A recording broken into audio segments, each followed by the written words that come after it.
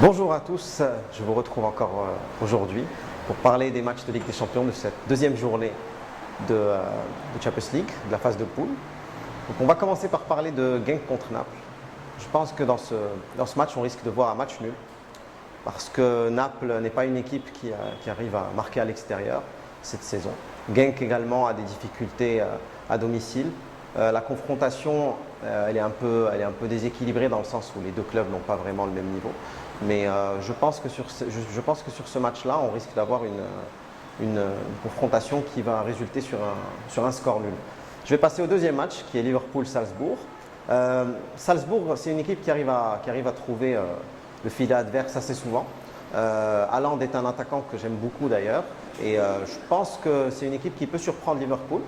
Même si je pense que globalement sur le niveau collectif des deux équipes, Liverpool a la main sur ce match et je pense qu'ils gagneront. Je vais passer au match de Barcelone contre l'Inter. Le Barça est une équipe à mon avis qui va souffrir aujourd'hui. Enfin, c'est une équipe de l'Inter qui va jouer très bas. Le bloc d'Antonio Conte va chercher justement à contenir les attaques de Barcelone qui a un peu de mal sur les attaques placées. Alors Barcelone ouvrira peut-être le score sur une balle arrêtée.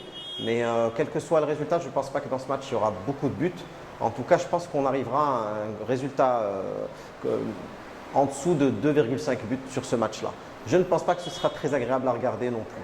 Ce n'est pas une très belle journée de Ligue des Champions, il faut l'avouer les amis. Ensuite, il y a le match de Leipzig contre Lyon dont je voudrais parler. Je pense que Leipzig a un niveau supérieur à Lyon cette saison, donc je vous conseillerais de jouer une victoire de Leipzig à domicile.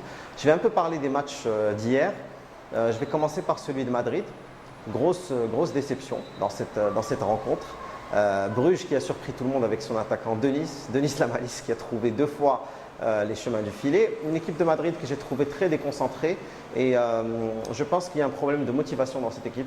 Zidane, je pense, quelque part, n'arrive pas à remotiver des joueurs qui sont un petit peu blasés par rapport à leur réputation et par rapport à leur succès passé.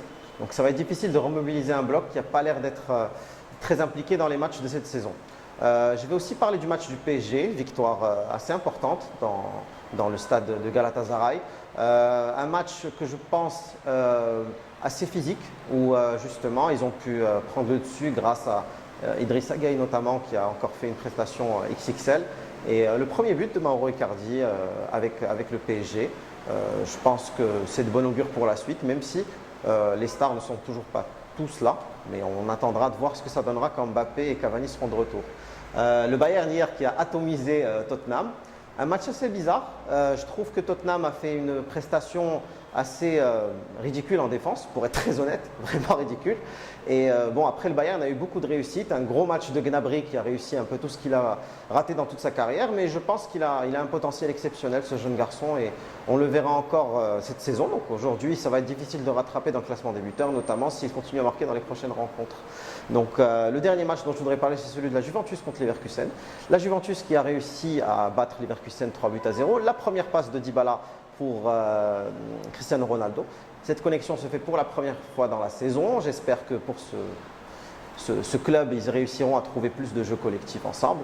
Mais je pense que ce soit le Bayern ou la Juve, c'est des candidats sérieux pour le titre cette saison. Bah, écoutez, je vous remercie. Comme je vous avais dit la dernière fois, on est reçu chez Studio pour justement vous présenter la Ligue des Champions cette saison. En vous remerciant et à la prochaine. Salut, ciao.